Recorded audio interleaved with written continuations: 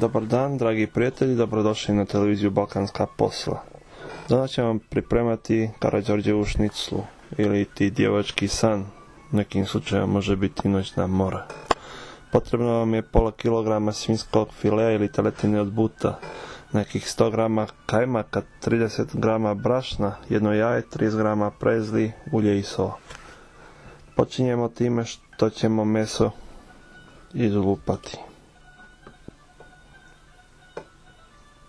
Zašto? Da bi se dobila veća površina za punjenje kajmakom, da bi se lakše zarolovalo. Zašto ne kupi veliko meso? U svakom slučaju treba da se izlupa da bi bilo mekano.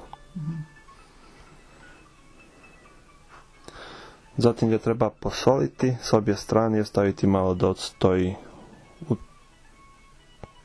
Treba li biber? Ne. Može i bez. Zatim ćemo nalupati jedno jaje. A soliš to jaje? Malo.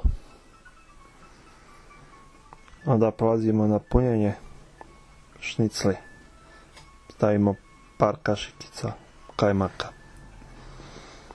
Zatim rolujemo tako što ćemo sa strana malo podviti meso, da ne bi kajmak iscurio prilikom prženja. I onda se roluje u valjak.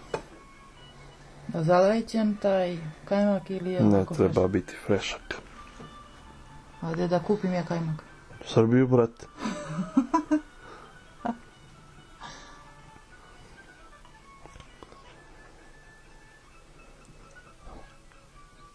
Kada smo rolovali sve četiri šnice u ovom slučaju, prelazimo na paniranje. Tako što ćemo prvo čitavu šnicu dobro uvaljati u brašno, malo tresti, onda ide sljedeće jaje. Treba dobro da se nakvasi u jajetu, da bi prezadnoga fino da se uhvati.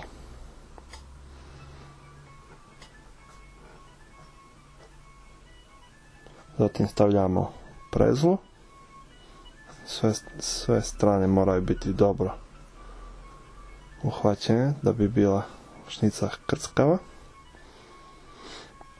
Kada je sve to spremno, prelazimo šporetu gdje je ulje ugrijano na maksimalnoj temperaturi.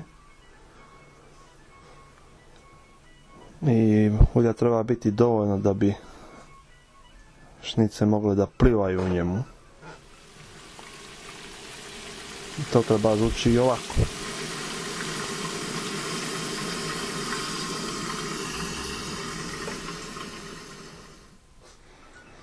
Treba malo i prevrnuti šnicu koliko bi se ravnomjerno ispržila i onda izvaditi i odciditi od ulja.